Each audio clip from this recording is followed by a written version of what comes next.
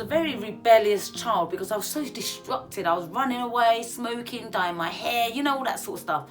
Anyway, I got so out of hand that they decided to send me back to my parents, which are now living in London, because they'd moved from Essex to live in London.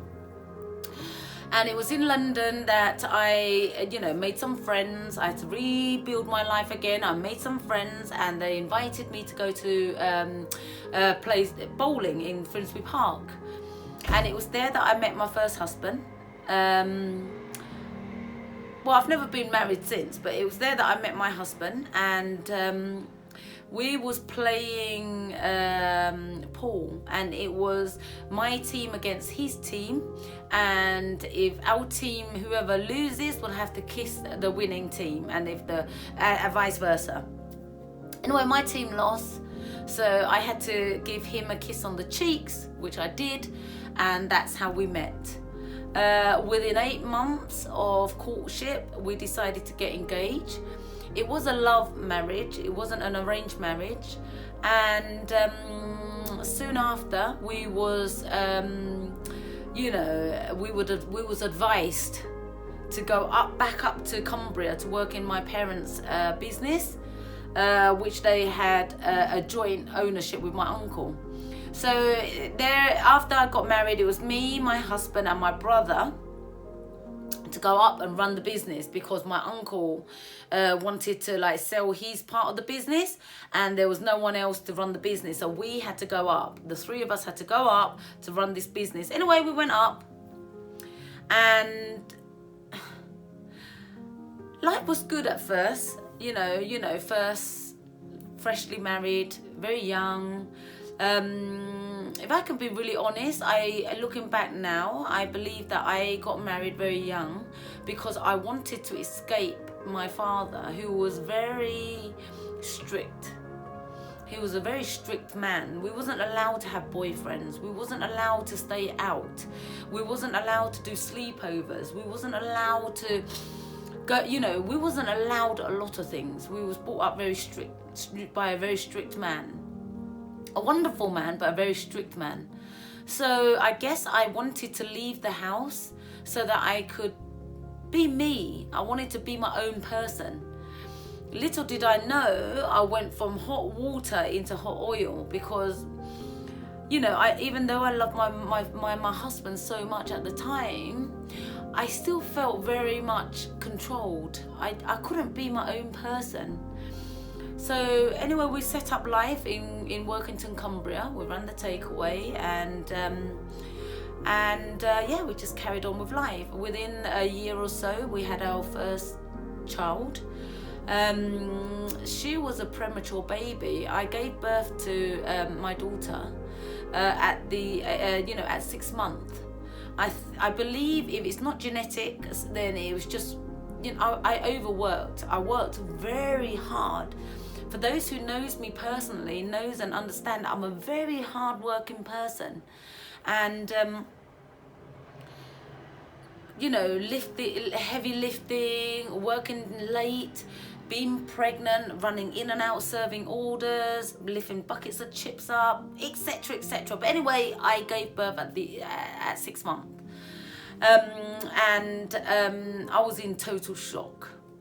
After I gave birth, I went into, it was called postnatal depression, where I couldn't connect with my child. I disconnected. I couldn't connect with her because straight after giving birth, she was, put in the incubator, and we had to go back to Workington to continue running the business, while she was left in Newcastle, and the drive from Workington to Newcastle was like an hour-and-a-half drive.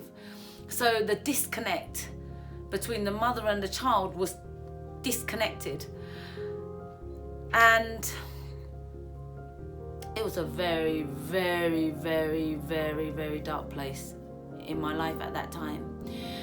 I didn't really stop to understand the traumas that I was holding within me, and that I needed healing. but there was no time for healing because I was piling everything on top of everything. You know,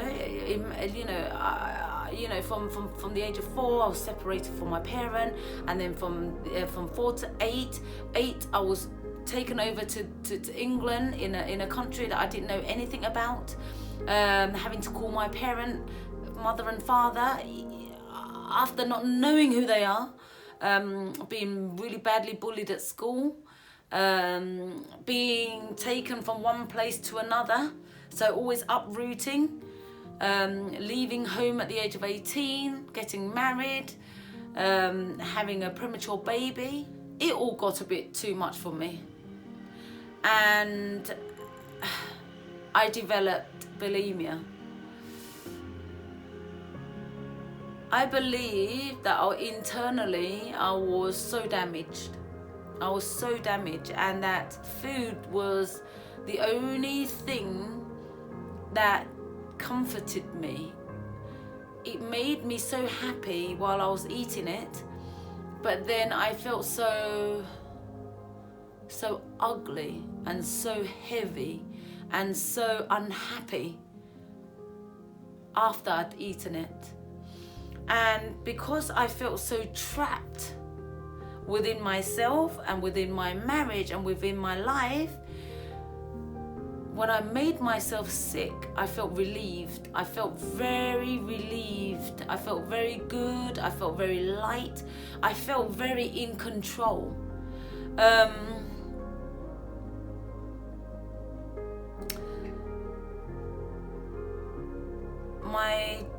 My daughter and I, we were separated because she was in intensive care for 3 months.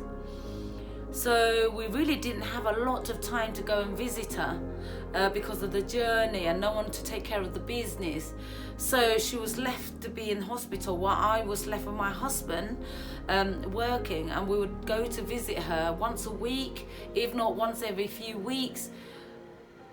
To be honest, everything was so blurred. I can just remember wanting to give up. Like, I just remember wanting to give up, wanting to escape, feeling so unhappy, feeling so lost. I desperately wanted to escape. Do you guys understand when I say that I want to escape? Have you guys ever been in that place where you feel so heavy with the burden of everything, and all you want to do is to run away and escape reality? Well, I was in that place. I was in that place where I wanted to escape, but I couldn't escape. I remember speaking to my husband at the time, and I asked if I could have 1 week to be with myself and to be by myself, and that I wanted to travel to Spain to be alone. But of course, he rejected my proposal. He rejected my idea of wanting to just be alone, which caused the breakdown in the marriage. I felt my needs wasn't met. I didn't feel understood. I desperately needed help. And to be honest, bless him, he didn't know how to help me. I didn't know how to help myself. And bulimia was my only source of control. It was the only thing that I was able to control when I would eat, and control when I wouldn't eat, and control when I would throw up. And throwing up was my only sense of release. It was my only escape route. I felt relieved. You know, I carried on living life, not understanding all the traumas that I was facing and holding within me. And I didn't understood what was going on internally. All I knew was I wanted to run away. I wanted to escape reality. And that's all I wanted. And because I wasn't able to do this, my marriage broke down terribly. Very